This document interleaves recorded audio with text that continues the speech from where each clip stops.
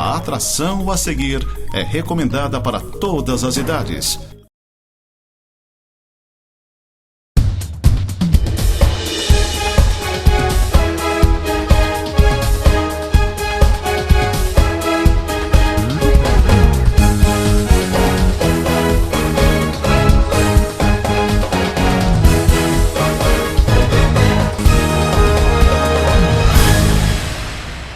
Muito bem, amigos, estamos nós de volta com o Tema Livre e gravando o programa num dia diferenciado, na segunda-feira, 3 de outubro, logo após as eleições. Uma sugestão do meu irmão Laercel, que está aqui acompanhando, de que a gente fizesse esta gravação após o pleito, até para que a gente pudesse dar um panorama do que aconteceu, e assim estamos fazendo. Muito bem, como vocês todos sabem, eu vou me ater mais basicamente a Santa Catarina. Como vocês sabem, teremos um segundo turno entre o candidato do Bolsonaro, o Jorginho Melo, do PL. Ele teve aí uma votação expressiva de 38,6% na soma geral, e o Décio Lima em segundo lugar com 17,4%. Antes de eu falar rapidamente a respeito deles, o detalhe é a ausência de Carlos Moisés, o atual governador, candidato à reeleição, ficou em terceiro lugar e fora, então, da decisão desse pleito neste segundo turno. Foi, sem dúvida nenhuma, a grande surpresa Carlos Moisés, governador de Santa Catarina, ter ficado fora. Eu, em meus espaços de opinião, eu citei algumas razões em função desta derrota de Carlos Moisés no governo de Santa Catarina, nessa luta para chegar ao segundo turno e tentar a reeleição.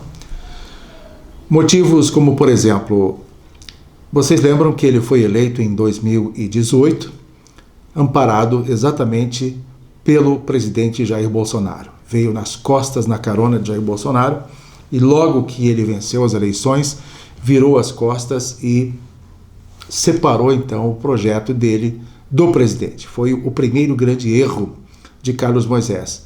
Imaginem os senhores se ele tivesse permanecido até agora fiel ao presidente Jair Bolsonaro, teria tido de novo uma eleição estourada, com certeza, no primeiro turno ainda. Eu imagino que assim acontecesse.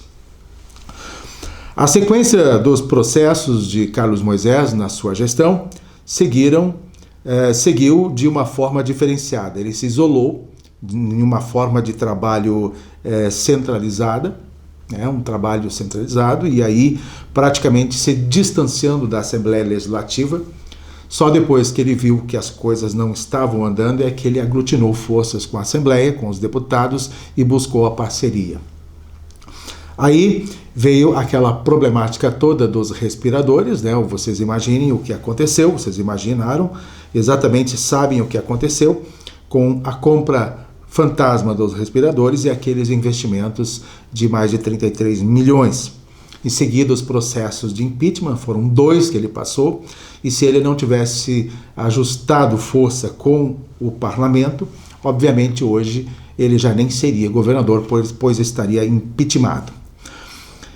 E mais uma sequência de questões que foram se sucedendo, problemas com o avião Arcanjo, transporte, entre outras coisas, saúde, que foi batido muito, ele que acabou deixando a desejar nesse segmento, e assim por diante.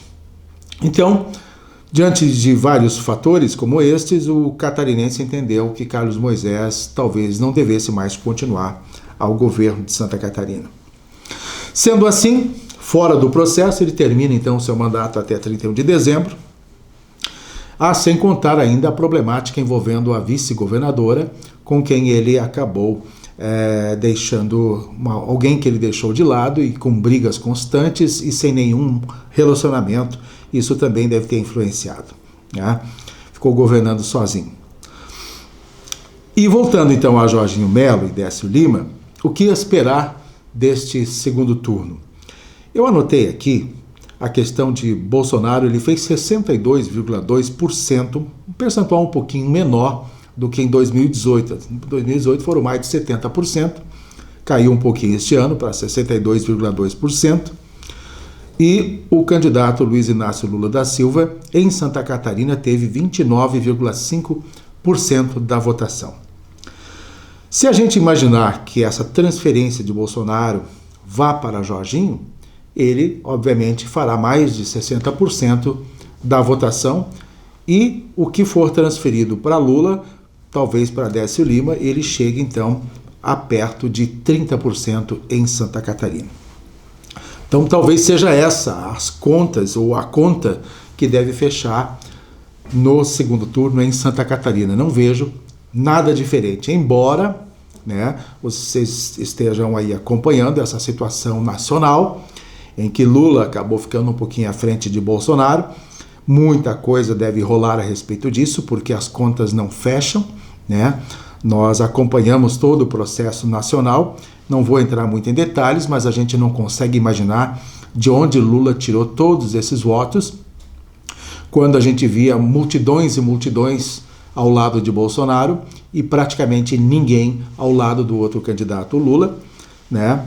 Ele que não conseguia dar ou não consegue dar um passo na rua, não tem popularidade nenhuma e as coisas não fecham, de qualquer maneira.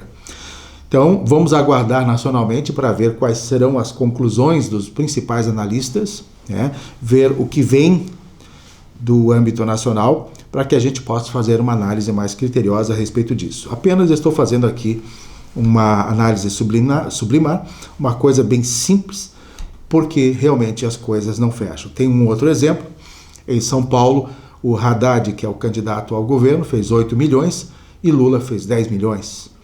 Quem é que dissocia Haddad de Lula em São Paulo para não querer Haddad e querer o presidente? Então são coisas. Outra questão que eu até levantei em meus comentários, Bolsonaro elegeu praticamente todos os candidatos ao Senado, uma montoeira de deputados federais, quer dizer, todo mundo vai para o Senado e para deputados federais elegendo candidatos do PL, e aí não querem o líder maior. Então não dá para entender como que associam, né, essas questões, elegendo candidatos ao Senado e a deputados, inclusive em Santa Catarina, para você ter uma ideia, foram 11 deputados do PL eleitos, a maior bancada, vou comentar isso daqui a pouco, a maior bancada na Assembleia Legislativa do PL.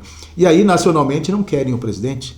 Então, as contas não fecham. De qualquer forma, é isso aí.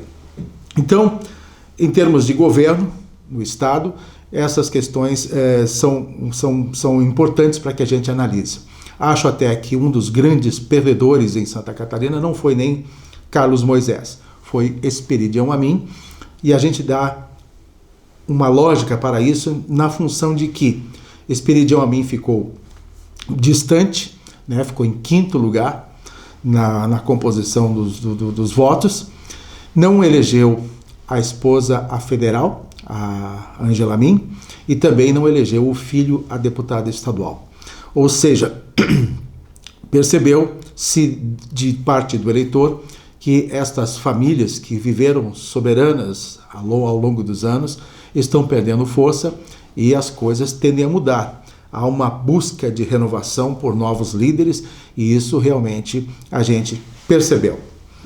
E um outro ponto que eu quero ressaltar para a gente fechar esse primeiro bloco, envolvendo ainda Carlos Moisés, foi toda a associação dele com o MDB. Também foi um grande perdedor a escolha do MDB ao apoiar o candidato Carlos Moisés, que decidiu por um partido nanico, o Republicanos. Então, muitos militantes do MDB de Santa Catarina não foram à luta, não abraçaram a campanha de Carlos Moisés, porque eles entendiam exatamente isso. Nós somos um grande partido, entramos com o vice e não estamos assim centrados com um partido nanico que Carlos Moisés escolheu. Porque houve o convite para Carlos Moisés entrar nas fileiras do MDB e aí entrar como grande. Seria o partido grande com um candidato forte. Não, Carlos Moisés não quis. Além disso, teve o problema com o candidato que se lançou ao governo, o Antídio Lunelli, renunciou à prefeitura de Jaraguá do Sul, né, para ser candidato ao governo do estado de Santa Catarina, e Carlos Moisés vetou. Então muita gente já também brigou com Carlos Moisés porque estava apoiando Antílio Lunelli. Ele preferiu o empresário joinvilense, Woody Duller, e que não satisfez as fileiras do MDB. Né? Então vocês imaginem o problema que enfrentou Carlos Moisés dentro dessas fileiras. Praticamente mais da metade do MDB não entrou de sola na campanha, e isso então resultou agora nesta derrota, neste afastamento dele na disputa do segundo turno. Estão aí as questões mais ou menos colocadas para vocês, numa análise superficial de qualquer forma, mas eu preferi não trazer ninguém neste programa de hoje para a gente poder contar um pouquinho destas questões envolvendo a nossa política catarinense e a política nacional. No segundo bloco, a gente vai fazer uma análise da Assembleia Legislativa e falar também dos representantes serranos, tá bom? Eu volto em 2 minutos.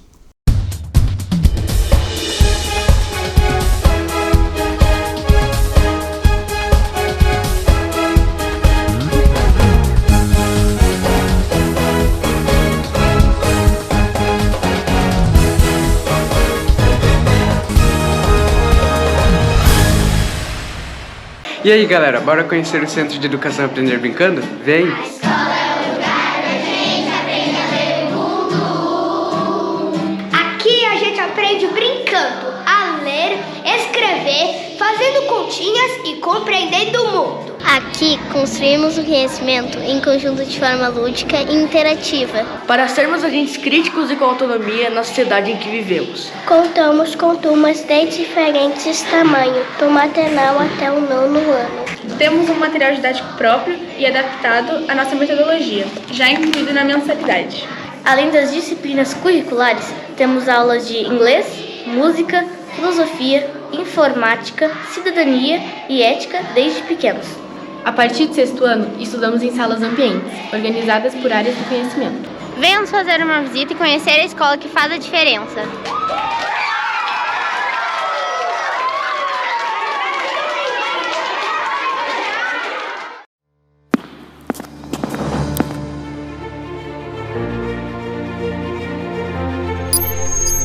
Se você busca segurança, qualidade e agilidade no serviço de transporte, conheça a transportadora Zappellini. Levamos de norte a sul do país a sua carga em caminhões modernos e com profissionais qualificados. Transportadora Zappellini, transportando com qualidade e segurança para as melhores empresas do Brasil.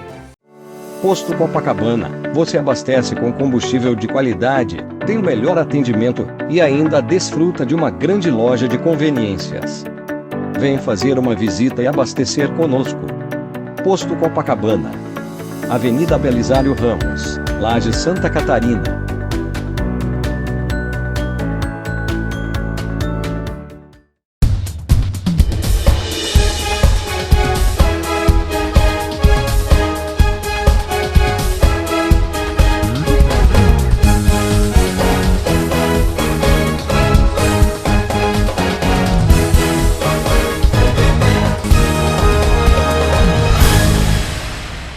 Muito bem, amigos, de volta então com a segunda parte do nosso programa Tema Livre. A gente quer fazer uma análise da Assembleia Legislativa de Santa Catarina. Para vocês terem uma ideia, nós acompanhando essa renovação com muita atenção em Santa Catarina, 40% a renovação. Serão 16 novos candidatos eleitos, né, na Assembleia Legislativa. Acho que foi um índice razoável. 40% é um bom índice, né? Há muita gente que pensou, queria que fosse um pouquinho mais, mas essa renovação estava dentro das perspectivas. Agora, a curiosidade é que 13 partidos desta vez elegeram candidatos, vão ter representantes na Assembleia Legislativa. É um dado histórico que só aconteceu, é um recorde na história do Parlamento Estadual. 13 partidos é um recorde. Uma bancada parecida com essa ocorreu somente em 1982 com o MDB e o PP, né, que deu assim esse número de candidatos na época. A bancada do PL, do Partido Liberal de Bolsonaro, fez 11 cadeiras, para vocês terem uma ideia. Até vou listar aqui rapidamente os nomes dos candidatos pela ordem de votação. A Ana Campanholo, Sargento Lima, Gessé Lopes, Carlos Humberto, Ivan Nats, Nilson Berlanda, Márcio Machado, Edilson Mossoco, ou Mossoco, não sei exatamente a pronúncia, e Oscar Gutz. Esses os 11 parlamentares que vão fazer a bancada do PL, do Partido Liberal, da Assembleia Legislativa. Uma coisa que a gente vai cuidar muito no decorrer disso tudo é para ver se eles vão manter-se fiéis a Jair Bolsonaro, fiéis ao PL até o final, ou vão migrar para outros partidos, deixando de lado a proposta e, enfim, sabe como é que é, né? Depois que vence, um ou outro acaba virando coxo e as coisas vão mudando. O MDB fez a segunda maior bancada com 6 parlamentares eleitos, 6 cadeiras. Antídio Lunelli, que eu citei no comentário de antes, que era candidato ao governo de Santa Catarina, que foi preterido, né? Foi deixado de lado. Ele, então, optou a ser candidato a deputado estadual, foi o maior votado do MDB, Antídio Lunelli. Aí tem Mauro de Nadal, Gerry Comper, Fernando Kreling, Volney Weber e Thiago Zilli, os 6 candidatos do MDB. A terceira bancada da Assembleia Legislativa é composta pelo PT, que fez 4 cadeiras, o Partido dos Trabalhadores. Se elegeu, então, a Luciane Carminati, Neudi Sareta, Fabiano da Luz e o padre Pedro Baldiceira. Curiosamente, esses 3 primeiros são lá do oeste do estado. Né? Podemos fez 3 cadeiras, né? A Paulinha, o Camilo Martins e o serrano Lucas Neves. Vou falar rapidamente depois a respeito do Lucas. O PP também fez 3 cadeiras, com Jorge Milton Schaeffer, Altair Silva, PP Colasso. Temos ainda o PSD, com 3 cadeiras também, o Mário Mota, o apresentador de televisão, vocês conhecem, o Júlio Garcia e o Napoleão Bernardes, da região de Blumenau. O União Brasil, também com 3 cadeiras, com Jair Mioto, o Marcos Rosa, o Sérgio Guimarães. O PSDB, 2 cadeiras, com Marcos Vieira e o Dr. Vicente Caro Preso. O Novo, 1 cadeira, Matheus Cadorim. O PDT com 1 cadeira, com Rodrigo Minotto. O PSOL com 1 cadeira, com Marcos José Abreu. O PTB, 1 cadeira, elegeu o delegado Egídio Ferrari. E o Republicanos fez também 1 cadeira com Sérgio Mota. Então aí os 40 deputados que a gente acabou tendo nessas eleições, nessa renovação de 40%. Aí eu quero chamar uma atenção para a nossa Serra Catarinense. A gente imaginou exatamente a possibilidade de termos até 3 candidatos eleitos na Serra Catarinense, mas também havia um sério risco de não elegermos nenhum, devido ao grande número de candidatos que colocaram à disposição os seus nomes pela Serra Catarinense.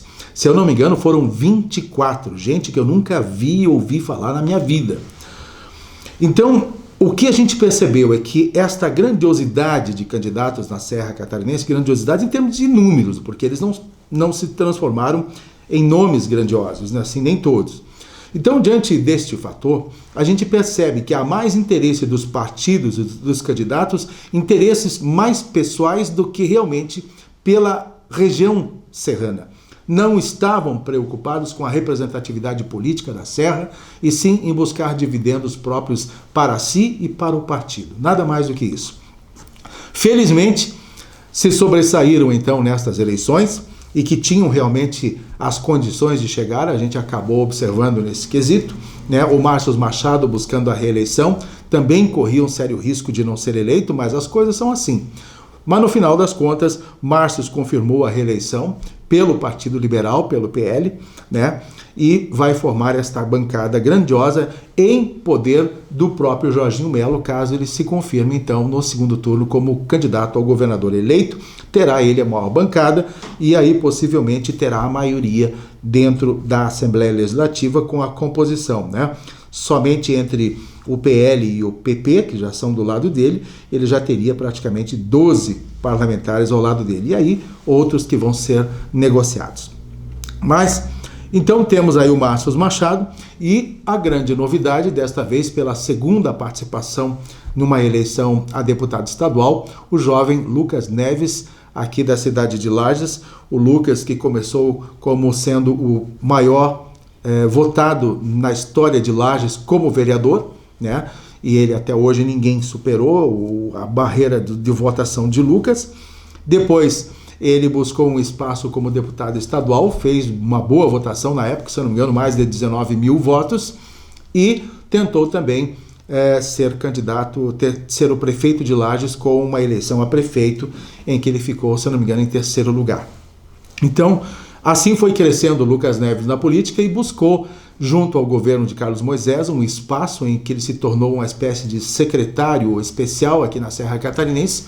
A gente imagina que era mais ou menos a função que fazia o secretário regional. Então o Lucas passou a ser uma ponte entre o governo e a Serra, e ele trabalhou nesse sentido, articulando as ações de Carlos Moisés na Serra, e teve uma boa aparição, teve uma boa penetração, uma circulação enorme entre os municípios da Serra Catarinense, não só na Serra, mas também no meio oeste e em outros pontos do estado de Santa Catarina. O nome dele ascendeu nesse sentido e ele fez uma belíssima campanha e obteve sucesso. Então, foi uma grata surpresa a eleição de Lucas Neves para a Serra Catarinense. Então, temos agora 2 representantes, dobramos 100%, né, a eleição para deputado estadual. Isso é muito bom, porque a gente pode ainda somar numa outra possibilidade de Mário Mota também, que se elegeu e tem uma bela penetração na Serra Catarinense, em Lages. Então podemos dizer que temos 3 candidatos basicamente cuidando da Serra Catarinense no nível estadual, e ainda dá para dar uma beliscada em Nilson Berlanda, na região de Curitibanos, que está próximo da cidade de Lages. E ainda a eleição da deputada federal Carmen Zanotto.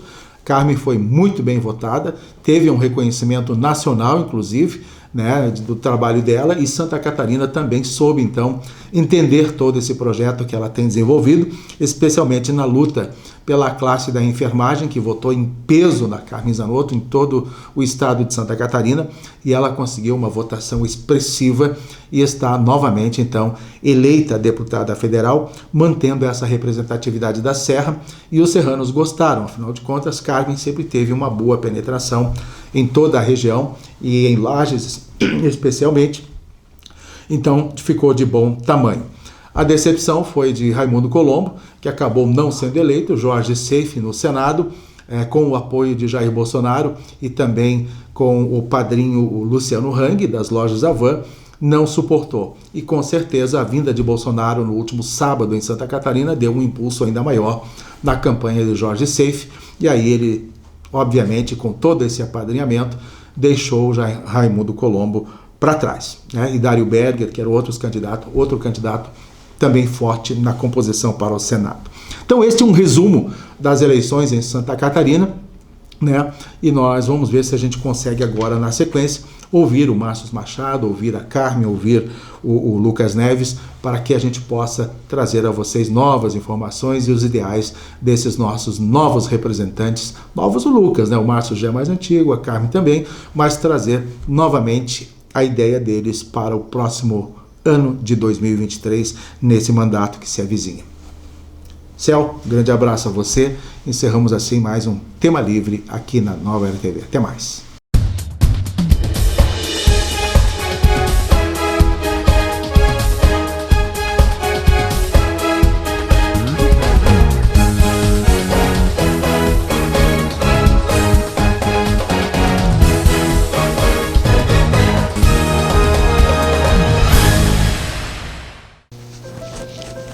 Projeto Ilumina Pantanal.